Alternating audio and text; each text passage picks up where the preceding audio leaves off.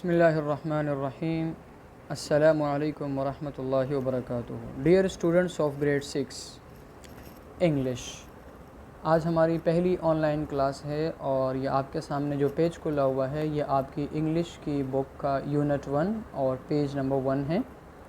इसमें सबसे पहले यहाँ पहला जो हमारा यूनिट है वो इंग्लिश पोम है और पोम का नाम ऊपर बिल्कुल टॉप पे देखिएगा, आपको नज़र आ रहा होगा, और डिफ्टी और फ्लैग, यानी हमारा जो झंडा है इसकी तरफ हमारी क्या ज़िम्मेदारियाँ बनती हैं, हमारी क्या ड्यूटी है हमारे झंडे के लिए।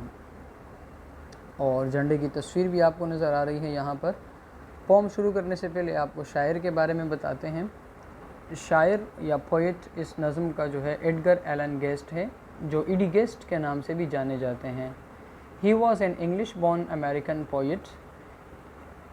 ये इंग्लिश बॉर्न अमेरिकन पोइट यानी कि पैदा तो ये बर्मिंघम में हुए थे, यूनाइटेड किंगडम के शहर, और फिर इनकी फैमिली मूव कर गई अमेरिका जब ईडी गेस्ट 10 साल के थे।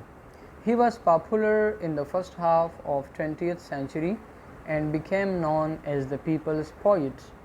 20वीं सदी के निसफ़ अव्वल में ये बहुत मशहूर थे और पीपल्स पोइट के नाम से जाने लगे। पीपल्स पोइट का मतलब ये है कि अवामी शायर। जिस तरह हमारे उर्दू अदब के शायर नज़ीर अकबर आबादी हैं, वो मशहूर है अवामी शायर के नाम से उर्दू में, तो इसी तरह इंग्लिश में ये जो पोइट हैं जिन्होंने ये नज़म लिखी है जो हम अभी पढ़ने जा रहे हैं, ये भी अपने लिटरेचर के अंदर पीपल्स पोइट के नाम से मशहूर है। ये जो नज़म है इट वाज पब्लिश्ड इन जनवरी 1922, 1922 में ये पब्लिश हुई है। गोया के 98 ईयर्स हो चुके हैं। 2 साल के बाद इस नज़म को 100 साल मुकम्मल हो जाएंगे। खैर चलते हैं पोम की तरफ। सबसे पहला जो स्टेंजा है इसका आपको ब्लू कलर ग्रेड 6 इंग्लिश के नीचे नज़र आ रहा होगा। Less hate and greed is what we need and more of service true, more men to love, the flag above and keep it first in view. Less hate and greed, शायर कहता है कि हमें is what we need, हमें किस चीज़ की ज़रूरत है कि नफ़रत कम हो, हैट, ग्रीड और लालच भी कम हो, और इसी चीज़ की हमें ज़रूरत है कि हम and more of service true, कि हम अपनी खिदमात सही तरीके से अंजाम दें। मोर मैन टू लव, और इसी तरह ज़्यादा लोग मोहब्बत करें किस चीज़ से, द फ्लैग अबव, ये जो ऊपर झंडा नज़र आ रहा है इसी झंडे से, and keep it first in view, और सबसे पहले अपने झंडे को रखें।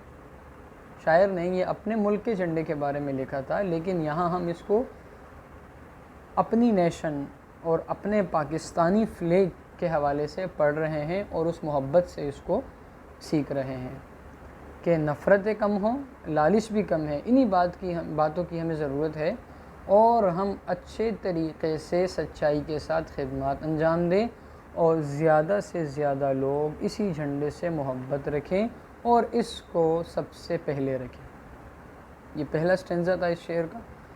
आगे इस नज़म का आगे है the second, the time to fight to keep it bright is not along the way nor cross the foam, but here at home within ourselves today.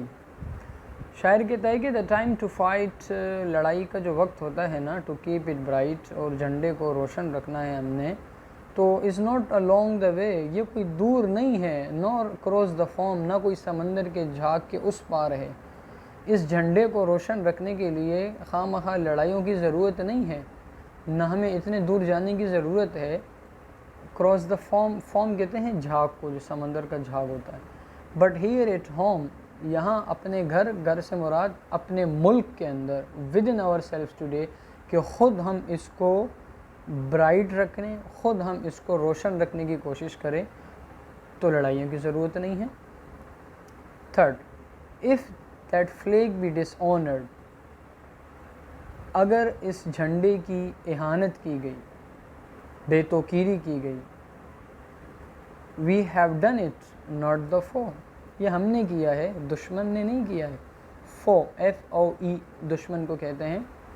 If it shall fall, अगर ये झंडा गिर जाए, we first of all shall be to strike a blow, तो सबसे पहले हम गिरेंगे, सबसे पहले हम एक फूंक के ज़रिए ख़त्म हो जाएंगे अगर हमारा झंडा गिर गया, क्योंकि फ्लैग जो होता है ये यूनिटी की अलामत होती है। और शायर भी इस नज़्म के अंदर यूनिटी की इम्पोर्टेंस बताना चाहते हैं कि फ्लैग किस तरह एक मुत्तहिद होने की अलामत है। 4 स्टेंजा को देखिएगा, stanza number 4, let's boast and Bragg about the flag. Boast जिस तरह उर्दू में कहते हैं ना घुमंड, और ब्रेक का मतलब है बड़ाई, कि तकब्बुर ना हो, बड़ाई ना हो अबाउट द फ्लैग, झंडे के बारे में।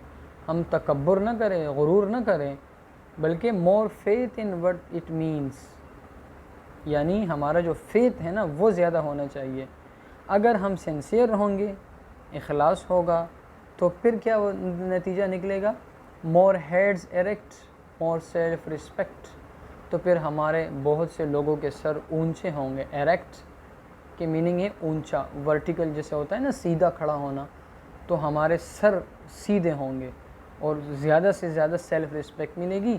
Less talk of war machines, और लड़ाई झगड़ों की बातें कम होंगी। लास्ट स्टेंजा को देखिएगा, थिज वी मस्ट लव, ये आपको थिज नज़र आ रहा है, यहाँ एपोस्ट्रोफी के बाद टी कैपिटल है और फिर TIS, थिज आपको नया लफ्ज़ लग रहा होगा, लेकिन ये दरअसल शॉर्ट फॉर्म है इट इज़ की शॉर्ट फॉर्म है। शायरी के अंदर इंग्लिश में इस तरह के अल्फाज इस्तेमाल होते हैं, थिज वी मस्ट लव, यानी it is we must love the flag about, इसी झंडे से हमें ज़रूर मोहब्बत रखनी है। With all our might and man, अपनी पूरी ताकत और मकसद को लेकर। माइट से हमारा ताकत है, मैन का यहाँ पर मतलब है मकसद।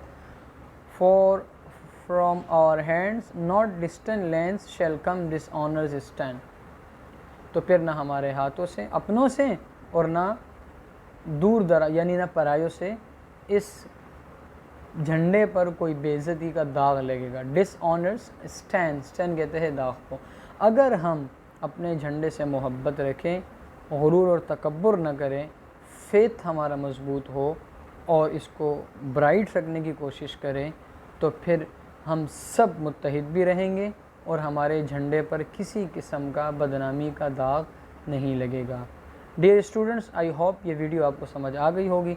इंशाल्लाह नेक्स्ट वीडियो में हम क्वेश्चन आंसर करेंगे, लेकिन वहाँ जाने से पहले आप तमाम लोग अपनी बुक निकालेंगे, उसको सामने रखेंगे और इस वीडियो को देखेंगे और इसको समझने की पूरी कोशिश करेंगे। अल्लाह हाफ़िज़।